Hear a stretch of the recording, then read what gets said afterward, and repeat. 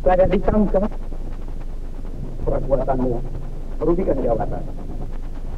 Kau ternyata main korupsi. Kali berkenalan dengan orang baru.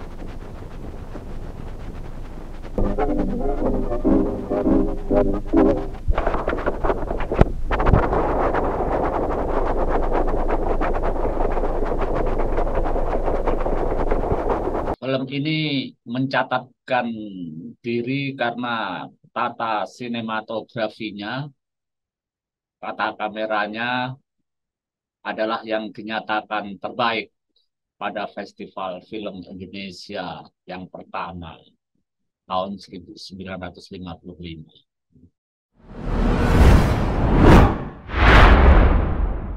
Assalamualaikum warahmatullahi wabarakatuh. Ya, melalui film berjudul Belenggu Masyarakat, kameramen yang sekaligus sutradara bernama Lee Gisan meraih penghargaan sebagai kameramen terbaik dalam Festival Film Indonesia yang pertama tahun 1955. Kebetulan kemarin Cinematheque menerima undangan dari panitia FFI yang menyebutkan bahwa perhelatan Festival Film Indonesia yang berlangsung sebentar lagi itu adalah Piala Citra ke-42. Barangkali karena menghitungnya adalah dari Festival Film Indonesia tahun 1955 ini.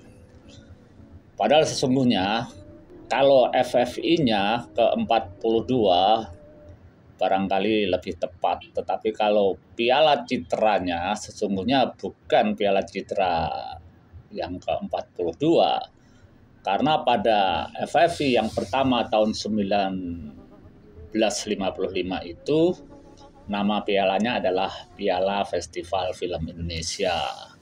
Kemudian pada tahun 60 yang kemudian disebut FFI kedua, itu nama pialanya juga masih Piala Festival Film Indonesia. Acara FFI-nya sebenarnya bernama Apresiasi Film Nasional. Begitupun juga yang kemudian disebut FFI ketiga, itu belum memakai nama Piala Citra. Piala Citra baru ada itu tahun 73. Ya, lalu rutin bernama Piala Citra sampai tahun 92. 12 tahun FFI tidak ada, diselenggarakan lagi tahun 2004. Namanya simbol penghargaannya tetap Piala Citra. Jadi Piala Citra sebenarnya baru berapa itu? 42 dikurangin 3 lah. Tapi ya nggak apa-apa juga lah, sekedar merawat ingatan saja. Saya ingin lebih mengajak Anda untuk merawat ingatan terhadap film Belenggu Masyarakat ini, karena inilah film yang tata kameramannya dinyatakan terbaik dan tentunya adalah yang pertama, ya, lewat festival film yang pertama. Belenggu Masyarakat dirilis pertama kali tahun 1953. Nah, di situ ada 2 sutradara tercatat, yaitu D. Surajio dan Lee Gisan. Lee Gisan ini memang lebih dikenal sebagai kameraman awalnya, ya, termasuk ketika membuat film Frida, film Kenangan Masa tahun-tahun sebelumnya, tahun 1950, 1952. Ya, penata kamera untuk film Bunga Rumah Makan pada tahun 1952, film Pulang, ya. Ceritanya dimulai dari Purwokerto tentang seorang pegawai, ya, yang pada suatu saat dipindah tugaskan ke Jakarta. Di sana ia berkenalan dengan Harjiman, seorang importer penjual lisensi. Nah, Harjiman ini memperkenalkan Suparto kepada seorang wanita yang bernama Rostina. Tujuan perkenalan ini agar Suparto bisa diperalat di dalam kegiatan jual beli lisensi itu. Nah, akibatnya Suparto dipenjara, ditahan karena itu adalah kejahatan.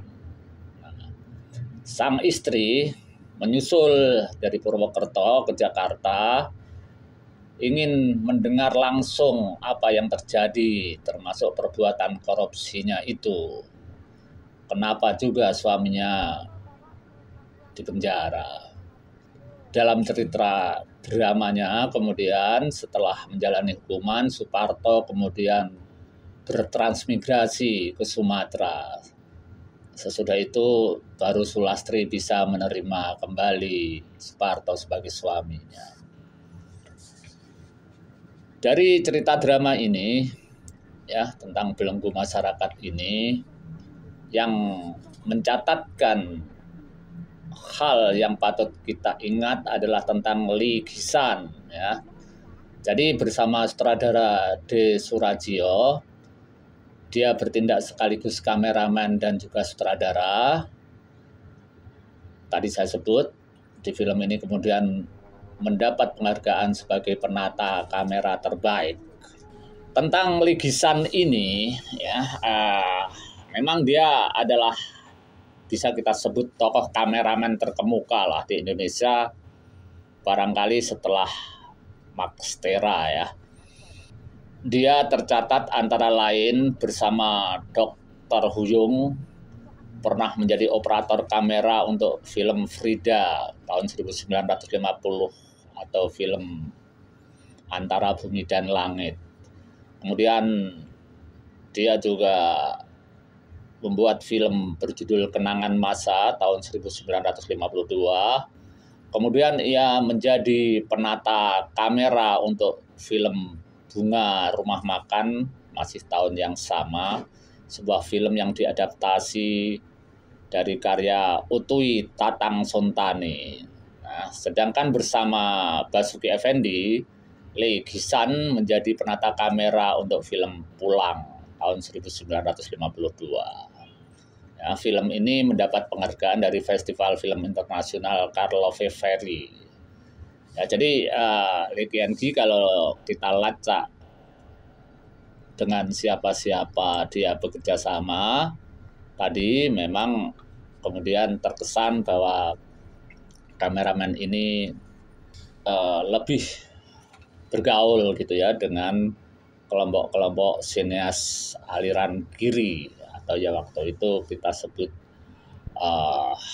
orde, atau waktu itu yang kita sebut kiri, yang waktu itu kita sebut menganut seni realisme sosial dengan organisasinya bernama Lekra, Lembaga Kesenian Rakyat. Maka Lee Gisan ini akhirnya berhadapan dengan masalah ketika kemudian meletus G30 SPKI. Sehingga kemudian setelah G30 SPKI itu namanya menghilang, tapi muncul ada namanya Ali Bukhari, seorang ahli kameramen. Nah, ini diduga setelah pecah G30 SPKI itu, Lee Gisan mengubah namanya menjadi Ali Bukhari.